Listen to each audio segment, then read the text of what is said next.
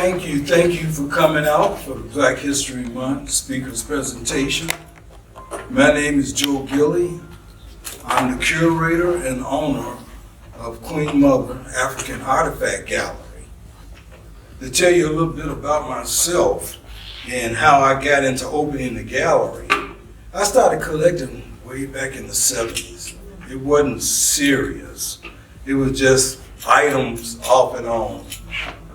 I didn't get serious about it till I retired. That was in 2016.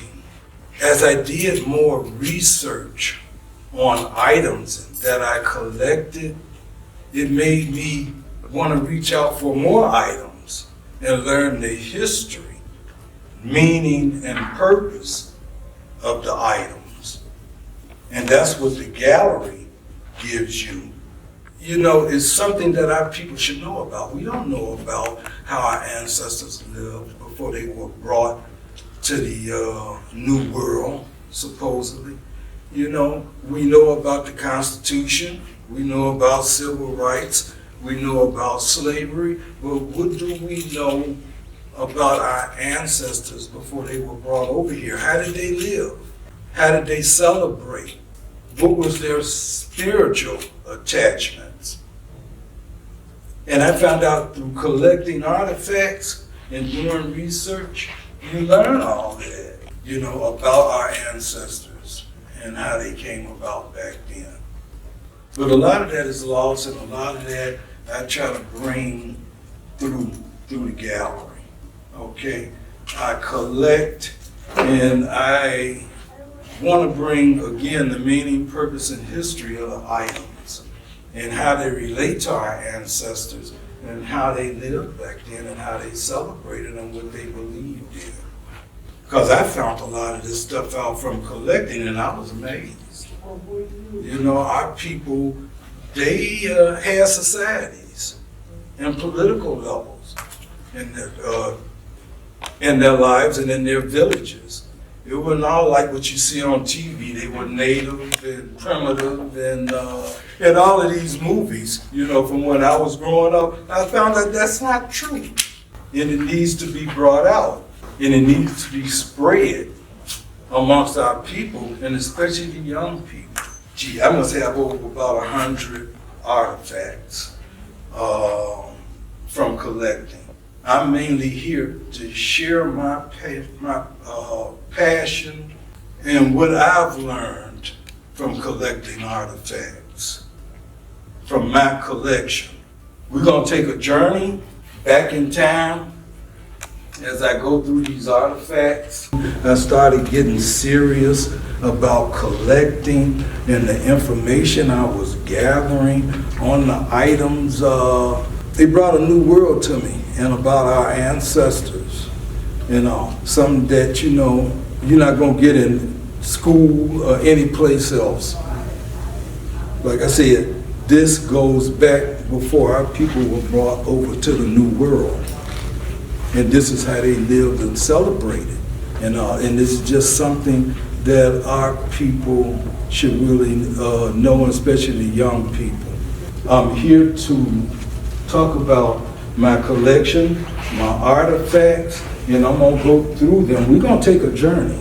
We're gonna go back in time. We're gonna see what all of these meant. You're gonna get the meaning, purpose, and history. Our people didn't write history books. You don't know how they lived and all. They expressed it all through these items. That's how they handed down the stories of their life, their generations, and their families. Ain't no books to read. This is how they expressed themselves and handed it down to the generations. And now that's all lost.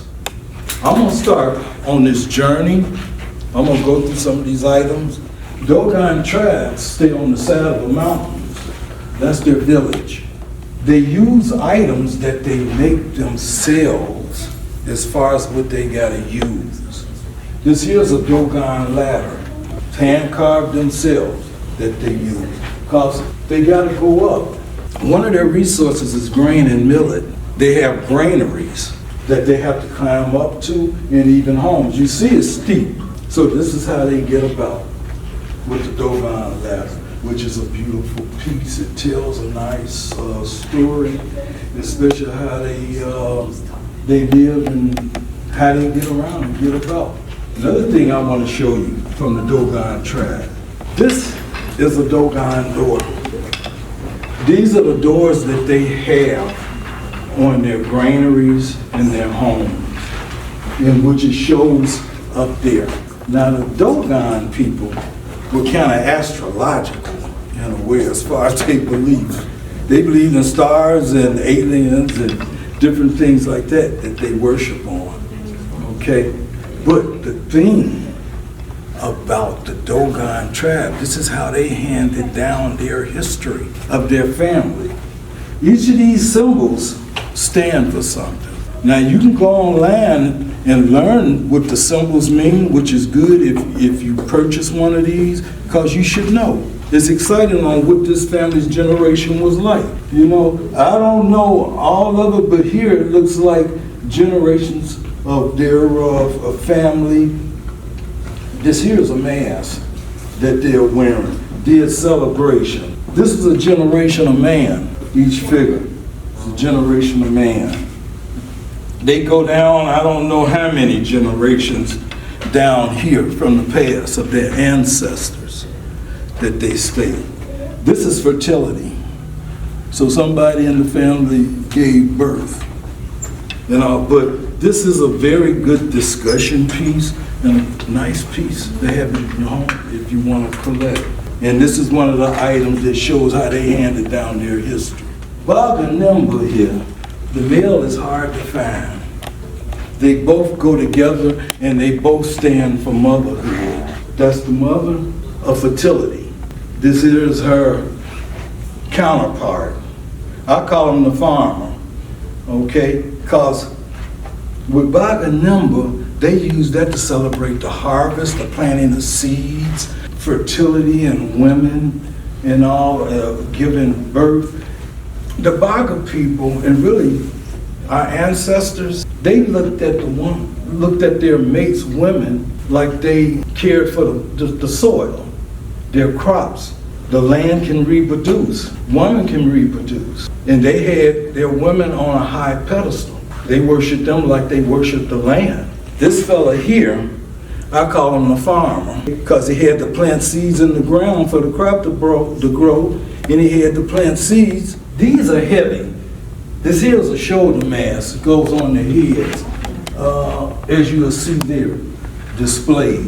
After an hour or so of wearing this, you know, on your shoulders and dancing around, when you take it off, you ain't caring how you sit it down. And this is one way you can tell by Bog and Nimba. I got socks on. And a lot of people won't buy this because of that. When they take it off, bam, they just sit it down, and this is heavy. So that's another way you can tell by use and all. But this is some of the things that you look at also. A lot of people won't want to buy this because of that, but it depends on if you're a collector or not. I want something to look like it's been in ceremonies and used, and it brings the value up more to anything tribal. And this is a Janus mask here. This one has an expression, the same expression on both sides. When they have the same, and it's female, when they have the same expression, that means they're looking toward the future and looking back at the past. This one here is by the Sanji tribe. Now this fella here, that's one side of his face you're looking at. This is the other side. He's got a smile on one side, then he done changed his attitude, and that's how he's looking. And that's what they're representing. Another thing about this fellow, he has male and female organs. This mask here is either in the late 1800s or early 1900s. I don't know. It's over 100 years old. It's falling apart, and I'm trying to keep mending it. And this is as you say, Kuba Womb mask. To tell you a little bit about this design on this mask. Back in the 1500s, they claimed one of the princes was drawing fluid up in his forehead or whatever. And this is where they took the design from.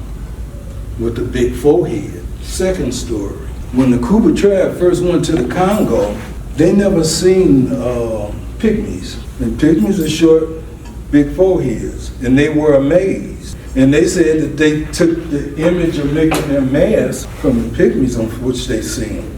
So you got two stories there on the Kuba, boom, mask. Made out of cowrie shells, cloth, metal, and up in the top. But this one here has been through a lot and a lot of ceremonies. This is the Kuba elephant mask.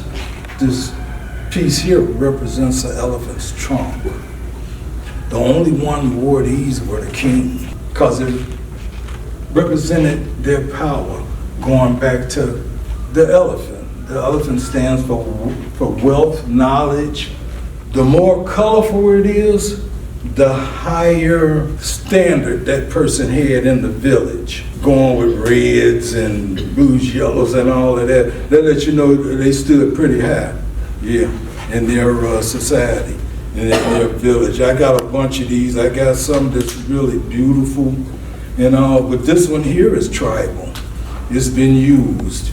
You can see the stains and stuff. Look, when you see a lot of this here, look for the oil stains and all, you know, on them. The natural body sweat oil on them.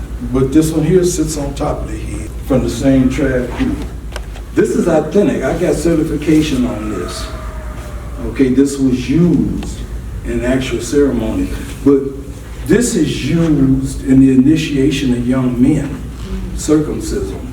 And this is called an initiation panel. And what they do, when they do the circumcision, the panel is put up, it's like a screen, but this is mainly for circumcision. It's a panel, it's a screen that's put there, you know. Just to block the view of? Just block the view, definitely. That's what it is. Now, the person that does the circumcision, this is the mask he wears for the circumcision. And after the circumcision, he don't wear it while he's doing it. I think you asked me that once. I did. Now, he don't wear this during the circumcision. But only during the celebrations. But he's the only one that wears this. It's made out of metal, some type of bamboo twine, you know, and wood, where they wear it on the head there. But this goes with that. With the Yoruba mask, it's called Ipa. This is a Yoruba Ipa mask. There's an Ipa celebration. Families celebrate heroic deeds of past warriors or soldiers from generations past who did heroic deeds. You got the object on top. Now, the face here at the bottom is supposed to represent that ancestor or warrior, relate to them some kind of way that they're celebrating. Originated out of Nigeria. That's where the Yoruba tribe is, in Nigeria. It's an elephant mask, Bamalik tribe. They deal with beads and cloth, and by the long hanging here, that's supposed to be the elephant's trunk. But only dignitaries wore these. Regular villagers didn't wear them. And they only wore them when they had funerals or somebody died. And you had to be high status to wear that. But that's basically what that mask was worn for, and for the ceremonies. I got a few of these. This is tribal, it's been used quite a bit. But this is a chihuahua. It sits on top of a weaved-like basket that they wear on their heads, and it's attached to it. So in other words, this is up here, like on a weave basket. They use this for harvest time, planting the seeds and all, and that's basically when this one is used and donned and worn. What you see here, the Sankofa bird is facing forward. You don't show the legs, but the feet are forward too, with his head turned. Okay. The Aiken people give the motto is reaching back to the past to bring something from the past to the future to help the future generations move on. And they got a quick slogan for it: go back and get it.